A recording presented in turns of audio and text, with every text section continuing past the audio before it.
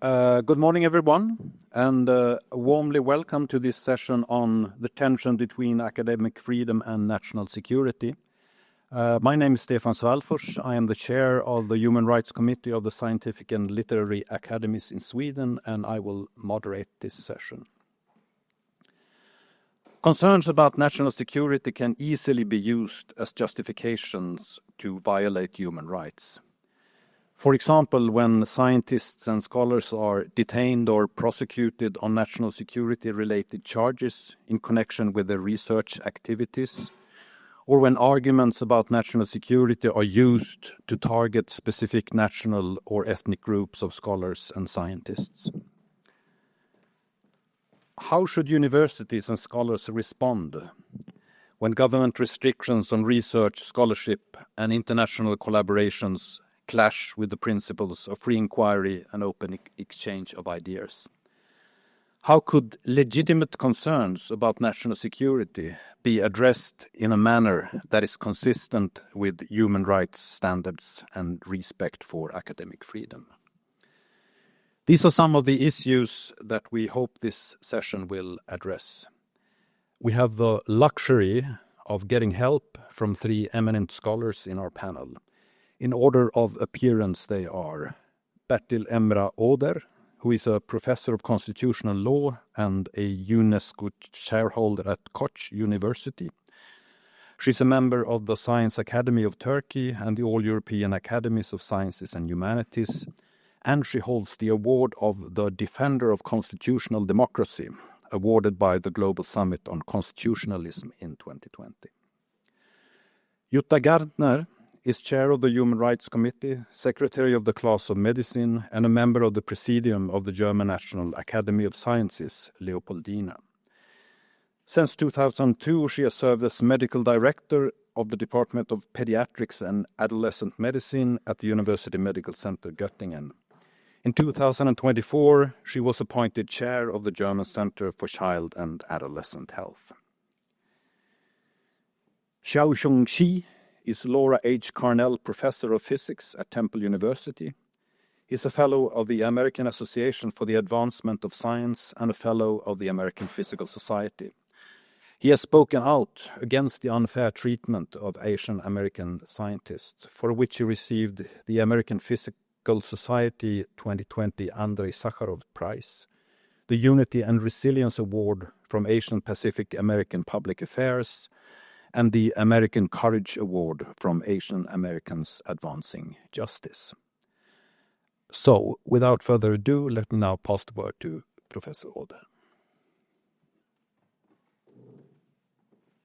Dear colleagues, esteemed members of the Science Academies, it's just an immense pleasure and absolute honor for me to be part of this truly significant conference. I thank the organizing committee of the International Human Rights Network, as well as the Norwegian Academy of Sciences and Letters, for providing this thought-provoking, experience sharing, and knowledge producing safe zone on academic freedom. In my short speech, I would like to put emphasis on national security as a legitimate ground for restriction of academic freedom by analyzing the abusive practices regarding the use of national security to violate academic freedoms. And I would like to also discuss just a little bit some of the emerging issues as regards the relation between national security and academic freedom. In this respect, first, I would like to emphasize the very known fact.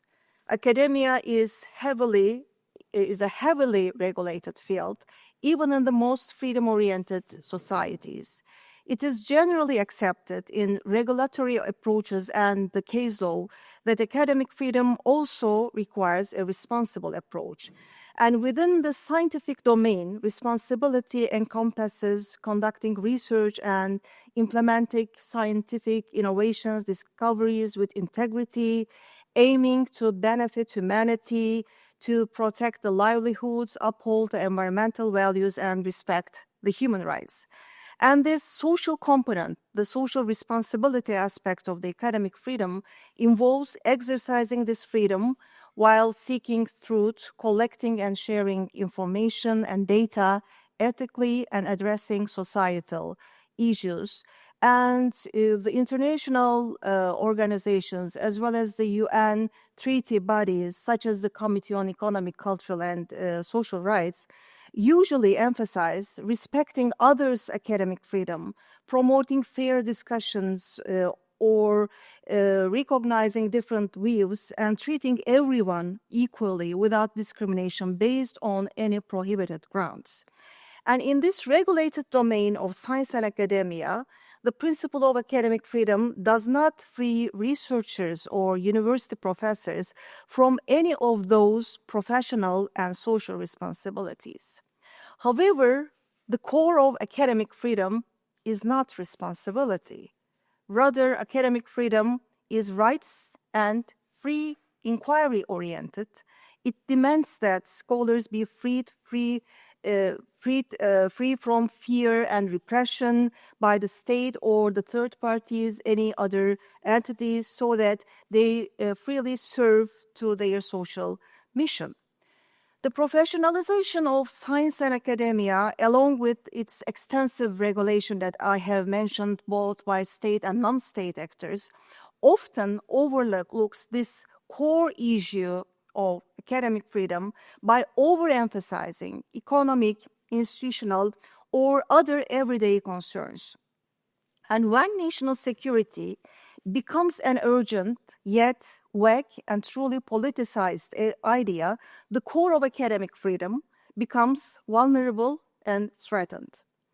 The academic freedom and national security concerns have evolved into a relation of tension for many years, as we know. And in this sense, we have to consider that national security has served as a legitimate ground for limitation of academic freedom from a legal perspective, based on various constitutional norms, statutory legislation, and international human rights treaties. And the restrictions are implemented either as a reference to a general norm that defines the grounds for limiting rights and freedoms, or by referencing to the conflict situation between a specific right related to academic freedom, such as freedom of expression, and national security. And the use of freedom of expression and the related frameworks as regards to expression, with necessary adjustments, of course, is a widespread practice worldwide when we look at the problem from a perspective of constitutional law and human rights law. For instance, exercising the right to freedom of expression entails certain duties and responsibilities as specified in Article 19, Paragraph 3 of the International Covenant on Civil and Political Rights. The same article refers explicitly to national security as a legitimate restriction ground, in addition to public order, public health, and protection of the others' reputations. There is a very similar approach when we look at the European Convention of Human Rights and some of the domestic jurisdictions. And in this respect, it is essential to note that the academic freedom is usually recognized and regulated without a uniform and comprehensive protective framework. The fragmented and dispersed tools and frames are applied due to the multifaceted features and manifestations of academic freedom, such as the higher education legislation or code of conduct of the scholarly communities. Yet, the absence of this uniform and comprehensive protective framework for academic freedom in many jurisdictions makes national security a delicate and problematic limitation. Many constitutions include protections for academic freedom as a fundamental right, including the principle as regards the institutional autonomy of the universities or scholarly communities. In some cases, however, protections relate to scientific freedom, which overlaps with but does not entirely cover academic freedom. Some academic disciplines, such as the arts and literature, which are subject to the limitations of the national security, are generally not considered as the sciences, and this creates a huge gap in some of the jurisdictions. The Academic Freedom Monitor 2024, which is conducted by the European Parliament and released very recently in April this year, shows that most European Union member states' constitutions protect elements of the so-called onion model definition of the academic freedom. The onion model is a theoretical conceptualization which refers to the core aspects of the academic freedom, such as research, study, teach, self-governance, and expression as the core of the academic freedom, and other supportive elements such as the institutional autonomy, such as the employment security, etc. Yet, according to this theoretical understanding, the EU constitutional frameworks rarely use the concept of academic freedom as an object of protection explicitly, and this is also quite striking.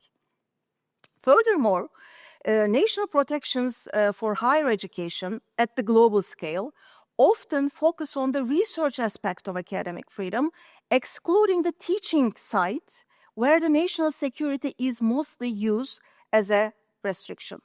In many cases, legal and constitutional protections for academic freedom are either not enforced or they are weakened by other rules, such as requirements for higher education institutions to demonstrate loyalty to the state ideology that we observe in most of the autocratizing settings.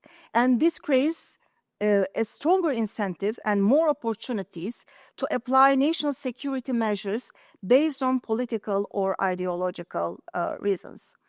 In this respect, the principles for implementing the right to academic freedom announced in 2024 very recently provide essential clarity regarding the content, the scope, and status of academic freedom.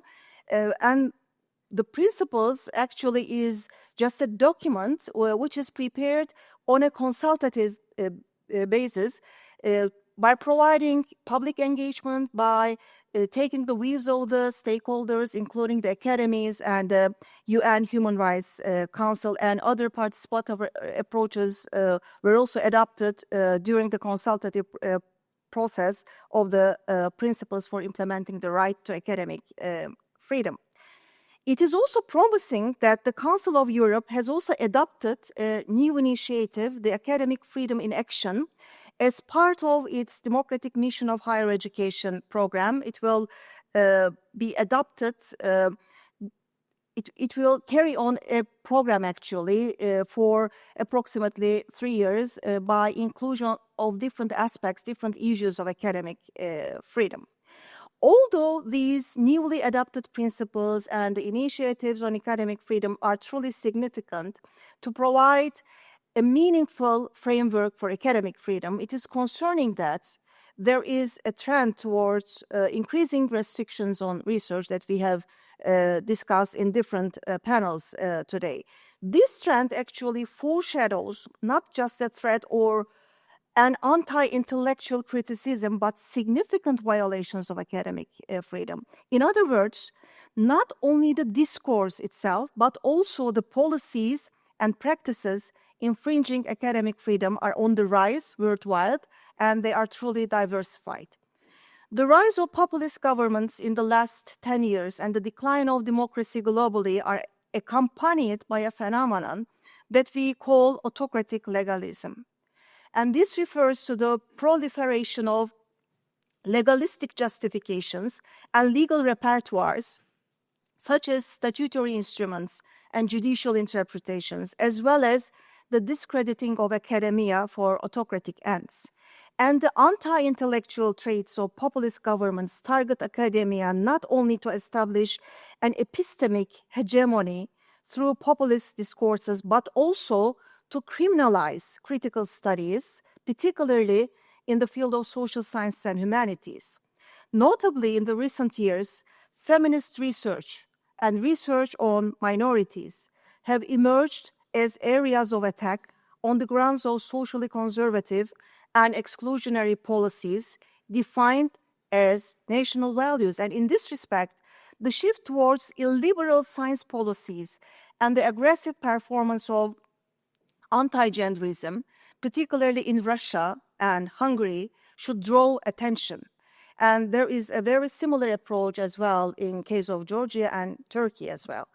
The populist and autocratic governments constitute gender studies as a matter of foreign intervention and subversive ideology against the sociocultural values and nativeness.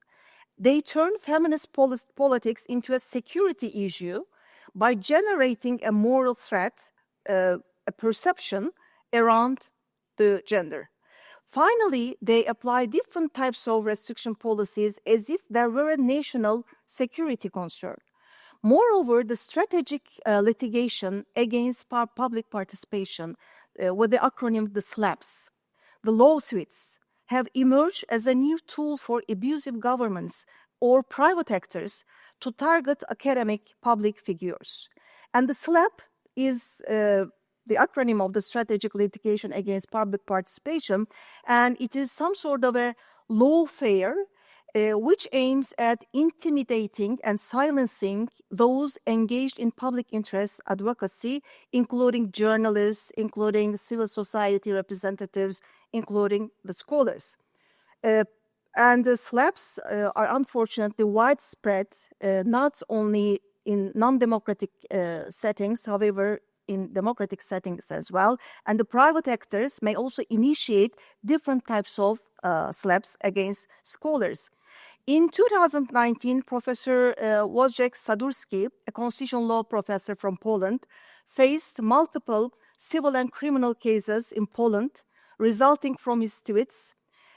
These tweets were critical of the ruling party, the PiS, and the cases were brought against him by the government and its associates, including a TV station fully controlled by the ruling party, both for civil and criminal defamation cases. And national values, the protection of the government, and the security, all those grounds were also widely discussed. The issue highlighted by the Academics for Peace petition in Turkey shows how concerns about national security can be misused to justify removing hundreds of academics from their positions. The criminalization of approximately 1,000 academics and PhD students in Turkey started after the Academics for Peace petition. This petition was written in response to the government's anti-terror operations in Kurdish towns within Turkish territory in 2015 and 2016. However, thousands of academics were removed from their jobs due to the university's collaboration with the government, citing national security concerns, specifically counterterrorism legislation, or accusations of defamation against state authorities. Hopefully, the Constitutional Court declared this harsh measure against scholars and researchers unconstitutional in 2019. Still, it took years for the academics to struggle before the administrative courts and the highest administrative court of Turkey, the Turkish Conseil d'Etat, to implement the Constitutional Court's decision. And this also led to a form of civil debt due to economic difficulties for the scholars. Some of the scholars applied for scholars at risk programs and left the country. On the other hand, an increasing number of fragmented laws on national security and defense, which are unclear, indirect, or focus on the engineering and basic sciences without considering the implications for the social sciences and humanities, should be a matter of concern for all jurisdictions.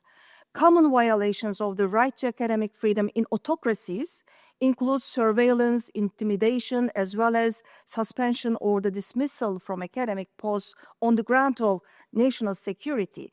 However, when we look at to the democracies, when we leave aside the non-democracies, there are reported cases of concerns regarding racial profiling, blacklisting, increased police presence, and flying drones, monitoring the social media of researchers on political grounds, and installing cameras in the classrooms.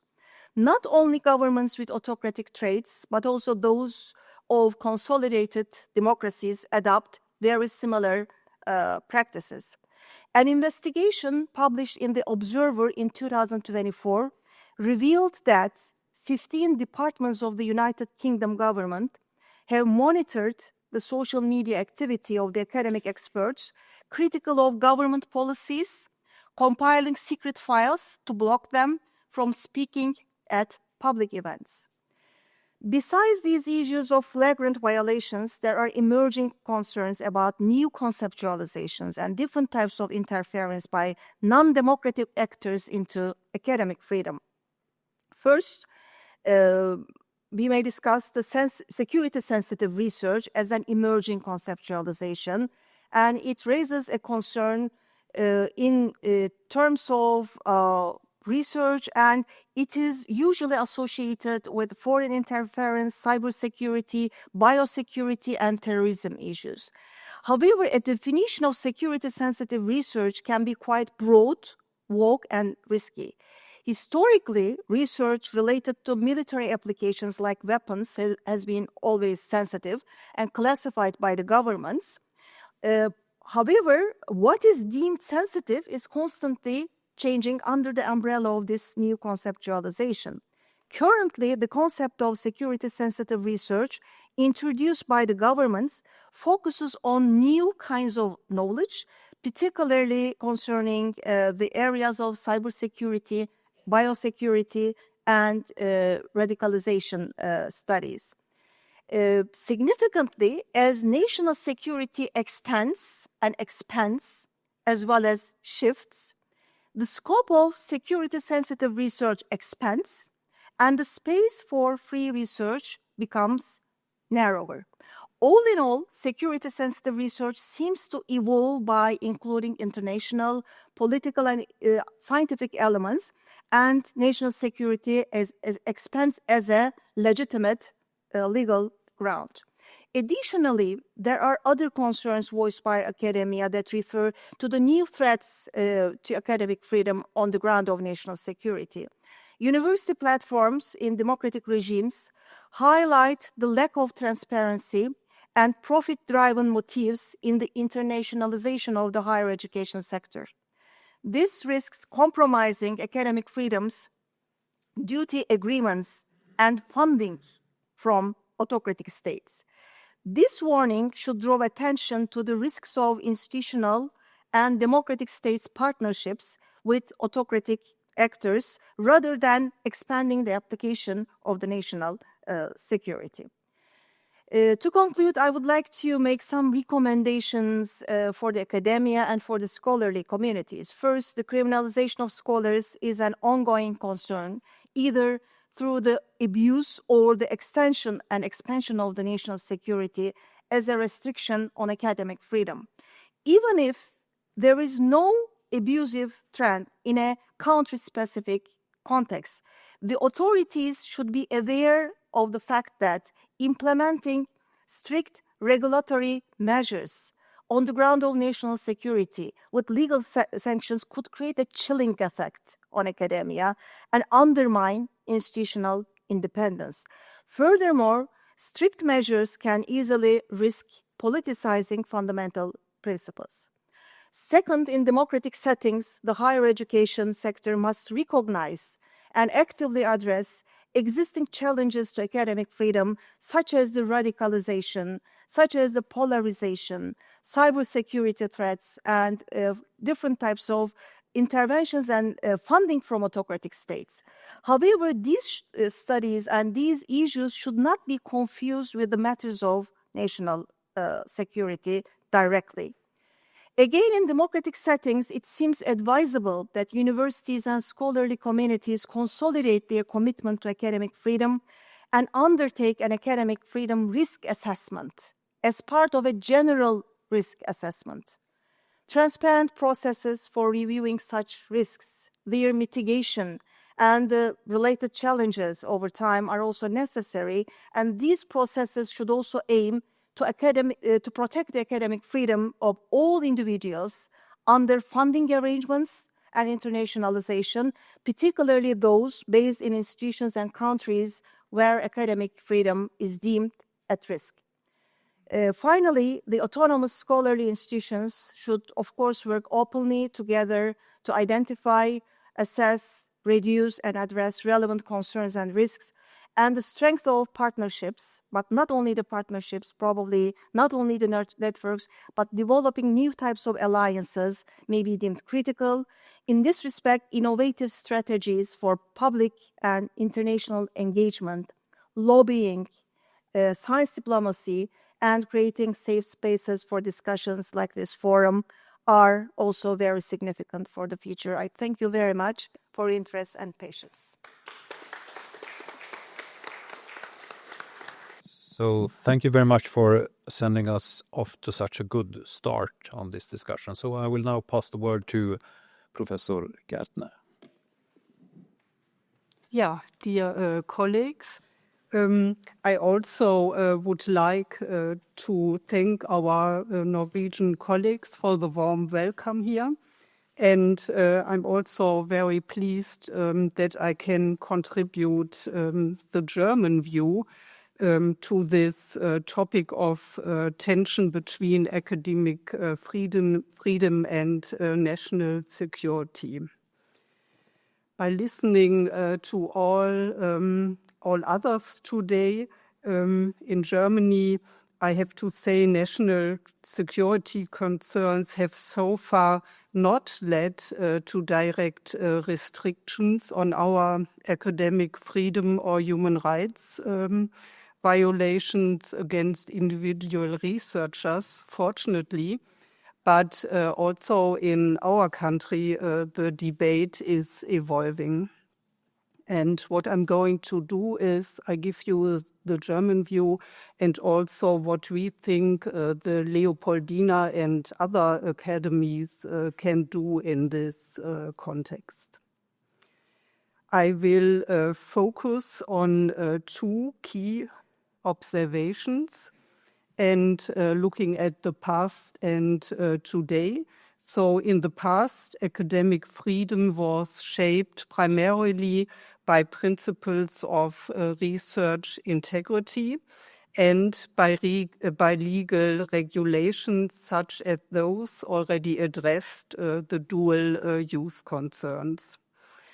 Today now, we have the addition of research security as a new layer of restriction, and this is increasing the tension with academic freedom.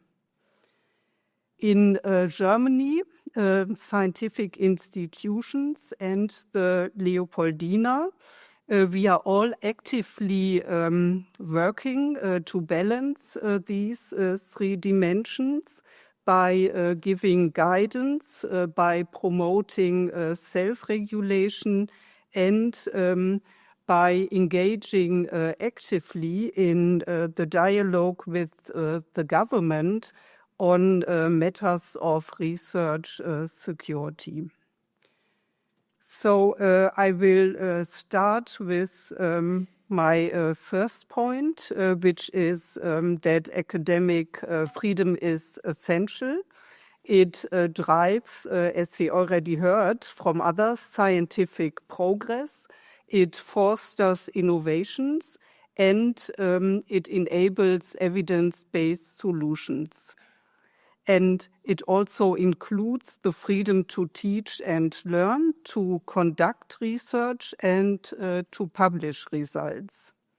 And in Germany, this academic freedom is constitutionally protected. But even it's constitutionally protected, academic freedom does not exist in isolation. It's framed by the principle of research integrity, which emphasizes objectivity, honesty, transparency, and accountability in the conduct of research. And violations of this principle, particularly when research may touch fundamental human rights, represents clear ethical borders. And as I said, academic freedom is also framed by legal regulations. And looking at some research, especially in the life sciences, or looking at technologies, it may protect society. For example, if you think of COVID or the bird flu, it's supporting pandemic preparedness, but it may also pose dual risks.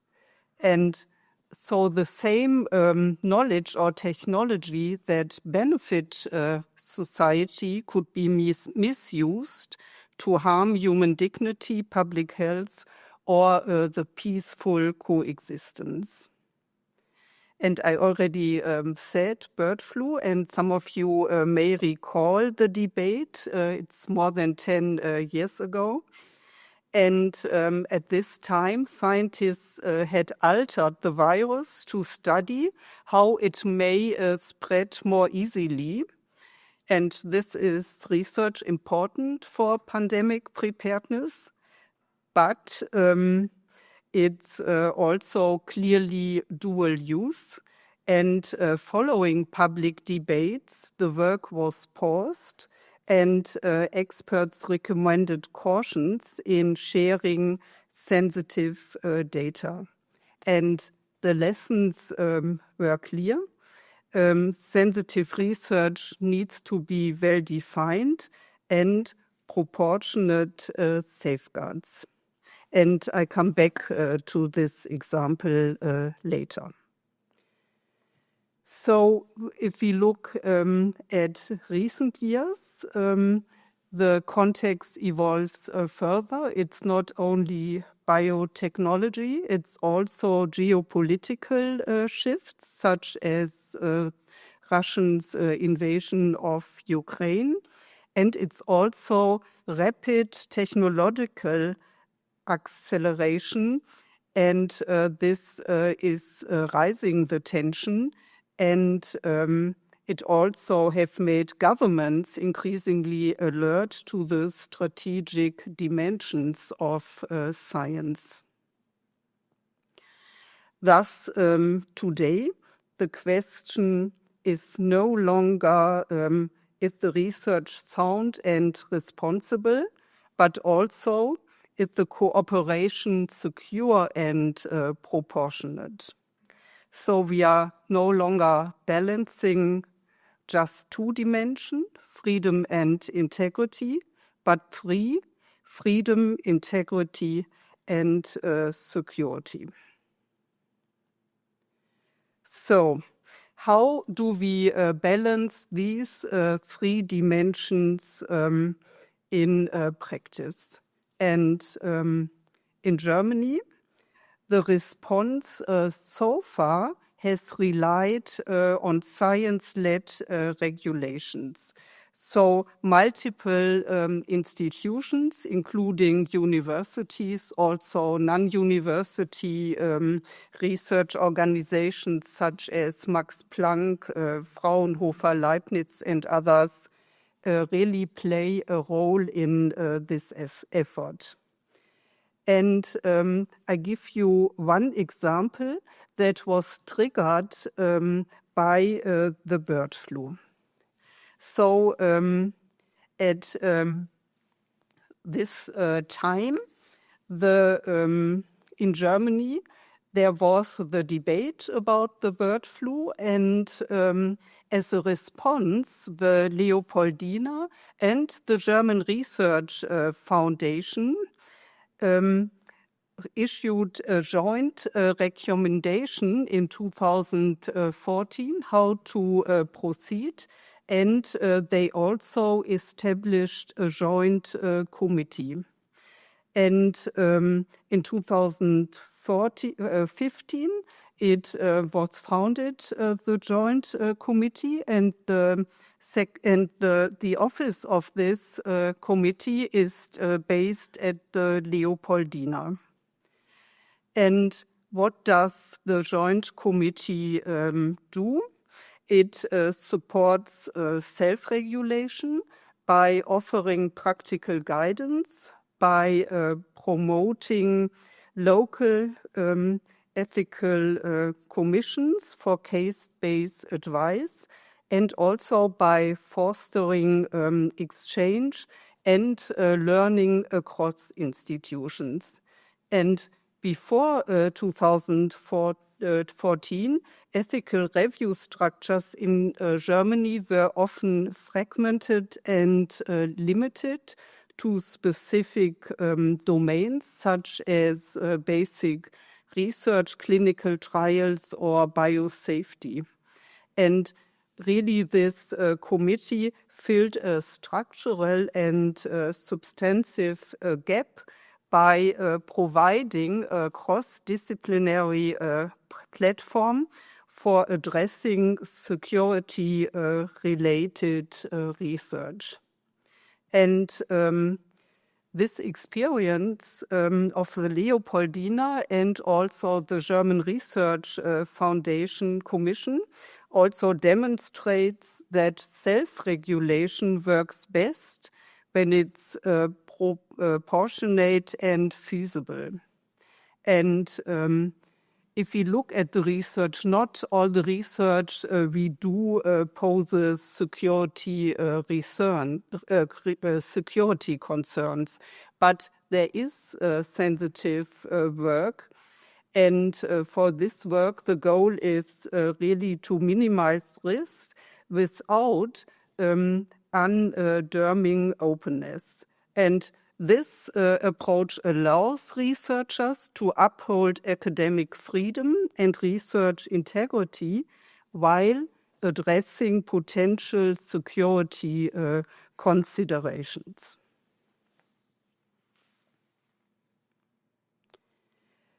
With this shift towards research security, also new questions have emerged, and especially in the context of international tension and politicization, and we already heard examples of this.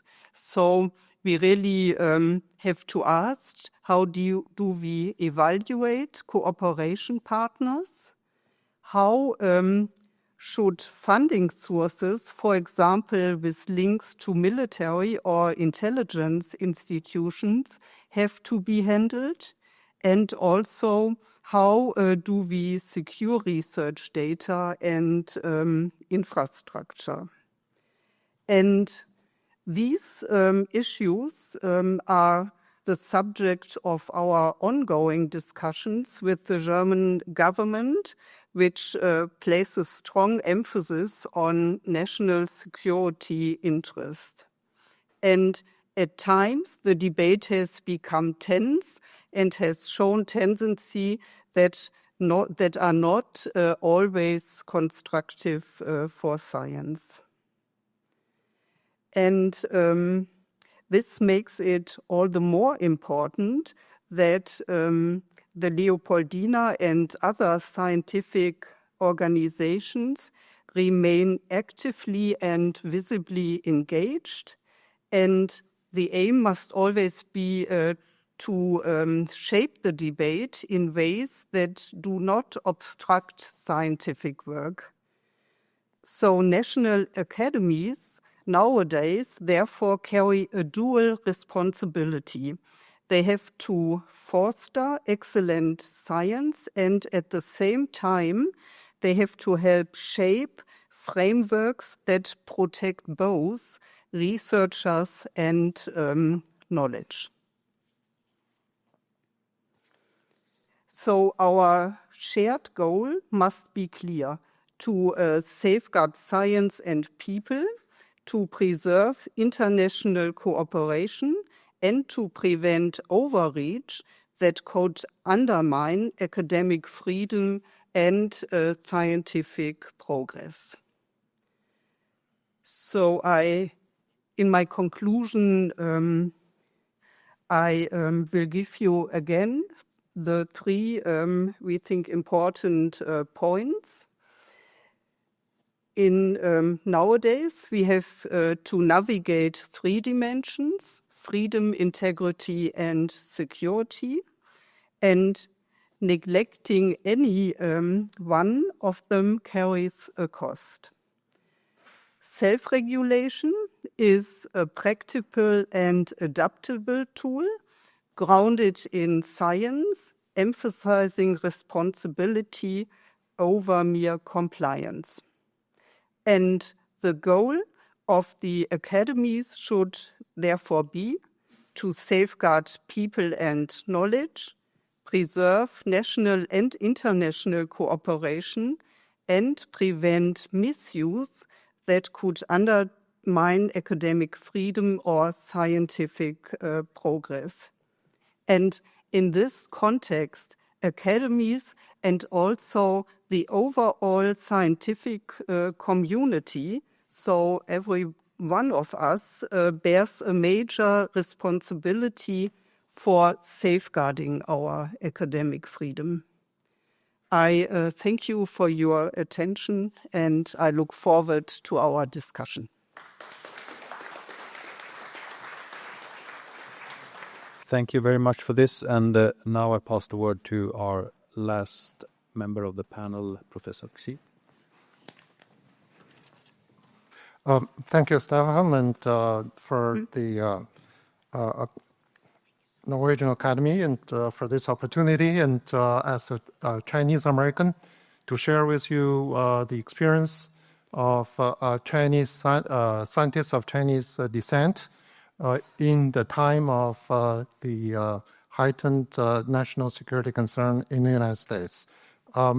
National security concerns for today, particularly with countries of concern, as many government is calling them, as defined in the Chips and Science Act. That will be China, Russia, Iran, and North Korea. And by Chinese scientists of Chinese descent, that would include Chinese Americans like myself, or permanent residence holders from China, as well as scientists and who come from China. So personally, I was born in China and grew up during the Cultural Revolution time.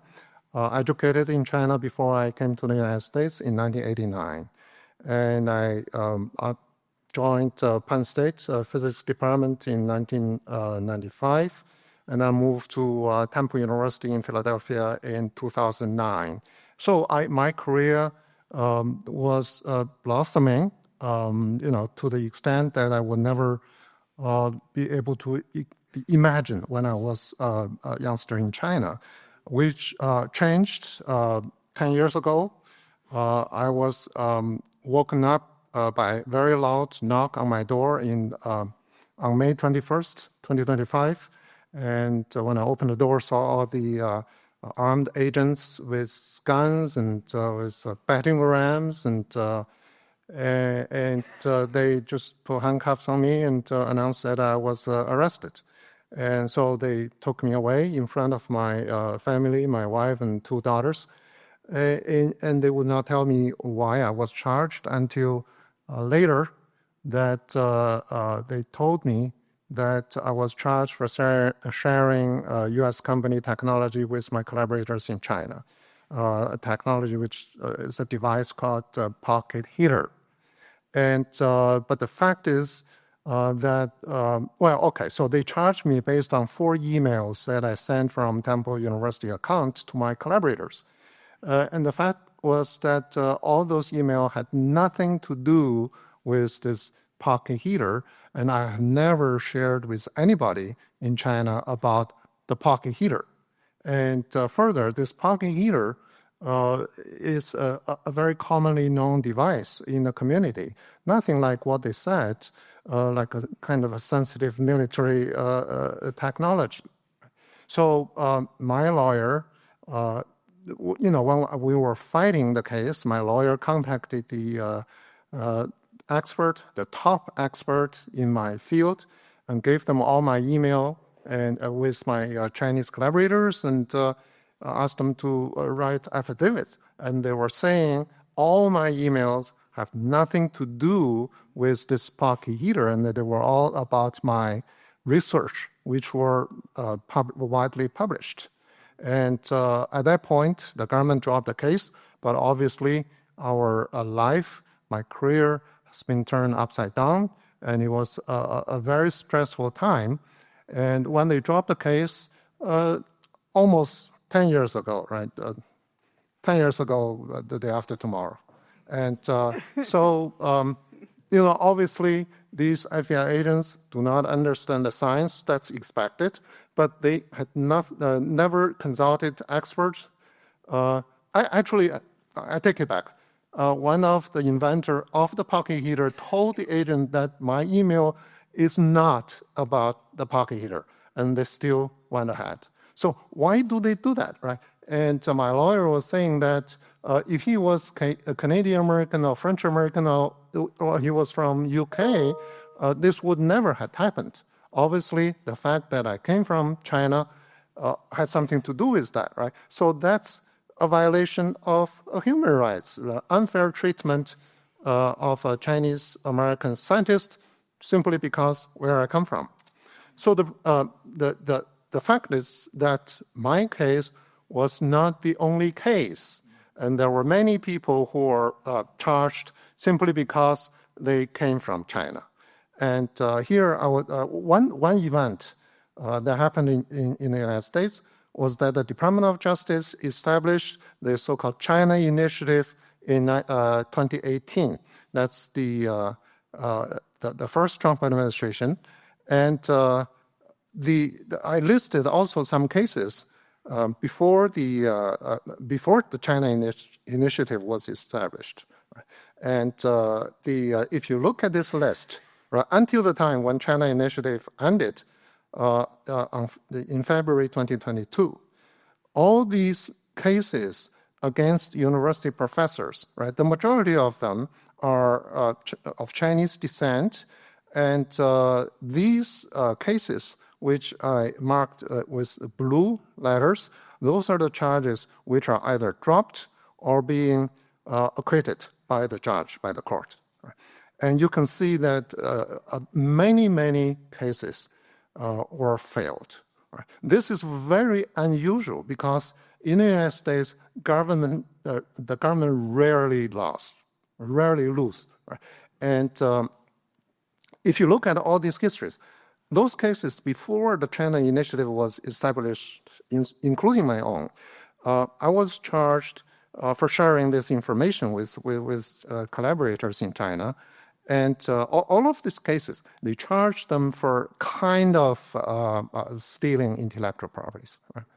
And actually, since the Obama administration, the U.S. government emphasized more and more that economic security is national security. Right? So these people were charged for stealing something, intellectual properties for China. The fact that is many of such cases, they failed. And so in the China Initiative, you see all these cases. The majority of those cases were charged for so-called non-disclosure. Right? In your conflict of interest form in the university, or in your proposal applications, they charge people for not telling the university or the government about their collaborations with China. And the problem is that these people, including myself, we collaborate with colleagues in China because the government, the universities encouraged us to do this, right? And in the university, if you can help the university to establish some contacts with people in China, you will be praised, you will be appreciated. And then when the political wind changed, they charge people for this. And talking about non-disclosure, actually, the GAO, this government branch that investigate this issue, they were saying that the disclosure rules was not clear to start with. So if you don't have clear rules, how can you charge people for not having disclosed their activities in China. So there are a lot of the oppositions to the China initiative from the academic community, from the Chinese American community, and from university professors, and eventually the DOJ dropped the China initiative in the Biden administration. And but the question is, why so many failed cases? And I've been seeing all these cases, and I see very clearly that is because we are assumed to be spies for China. Right? This is the former director of FBI talking in the Congress, talk about this so-called non-traditional collectors for China. They explain what this non-traditional collectors is. There are a slew of what we call non-traditional collectors, businessmen, scientists, high-level academics, graduate students, etc., people who are not intelligence officers by profession, but who are, for a variety of reasons, working on behalf of the Chinese government. So we are all presumed to be spies for China until we prove that we are innocent.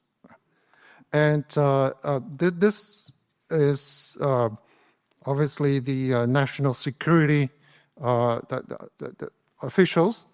And this clip shows a U.S. senators talking about the Chinese students. And most Americans are shocked to hear that we have hundreds of thousands of Chinese students studying here in the United States, with only a tiny, tiny fraction of U.S. students studying in China. And there's a huge difference. The Chinese students here are not studying ancient Greek history. They're here with the STEMs and the national security issues and everything else. And each and every one of them, whether they like it or not, is an agent of the Chinese Communist Party. When they go back, we all know they get debriefed, and any information that they've garnered here in the United States becomes the property of the Chinese Communist Party. So this was January of this year. Right? Each and every of the Chinese students in the United States is an agent for the Chinese Communist Party. So that's what the U.S. government thinks, and that's what's caused all these cases where they have these false and failed prosecution. And so this, these are all under the banner of intellectual property theft and economic security, national security.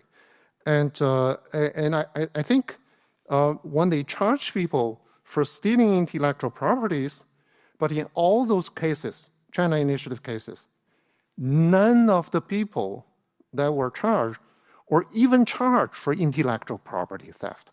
They were charged for non-disclosure of their activities in China. But what happens? They had no evidence. They could not prove that these people stole intellectual properties. They just charged people for non-disclosure. This, in my opinion, it's not very much different when the Japanese in the Second World War was suspected of using flashlights to signal the Japanese planes. Right? That's the rationale that the United States sent 120,000 Japanese to internment camps, which is recognized as the most atrocious violations of civil rights in the 20th century. And so the late U.S. Supreme Court Justice Anthony Scalia has said that during the time of war, internment camps can happen again. So, I have been working with groups, Chinese American communities, ever since my case. And I think, we talk about academic freedom. I think we passed that point. What we should be concerned about is when the United States and China start fighting, we don't want to be sent to internment camps. And if you don't think that the United States is in war, and I think, we heard Martin talk about what's happening in the United States today. One thing, for example, in this year, the White House invoked this wartime law called Alien Enemy Acts to deport alleged Venezuelan gang members. And this Alien Enemy Act is one of the 4 laws that was enacted in 1798. Right? There were Alien Friends Act that kind of authorized the president to deport any non-citizen deemed a threat. And there's this Alien Enemy Acts, and allow government to arrest, imprison, and deport non-citizens, and Nationality Acts, which has to do with the citizenship, and also this Sedition Act. Right? And one of the laws that Roosevelt used to intern Japanese who are not citizens was this law, this Alien Enemy Acts law. And it's been used in 1812 against British, 1917 against German in World War I, and during World War II against Japanese, German, and Italians. And this is the 4th time that it was used. And another thing I want to draw your attention is this Sedition Act. That was part of this Alien and the Sedition Acts that criminalized making false, scandalous, or malicious statements about the federal government. That's a felony crime. And not only that, there was another Sedition Act during World War I in 1918, and they actually charged somebody for criticizing the United government. So what I'm showing this is to show that the human rights could just be so easily violated in a time of heightened national security concerns. And that's something that we all have to deal with. Now, I want to say this. Compared to the situation of some scientists that we have heard, we, of course, is nowhere comparable. But this is what's happening in the United States, and I just think that people around the world should be realize that this is happening, even in the United States. Thank you.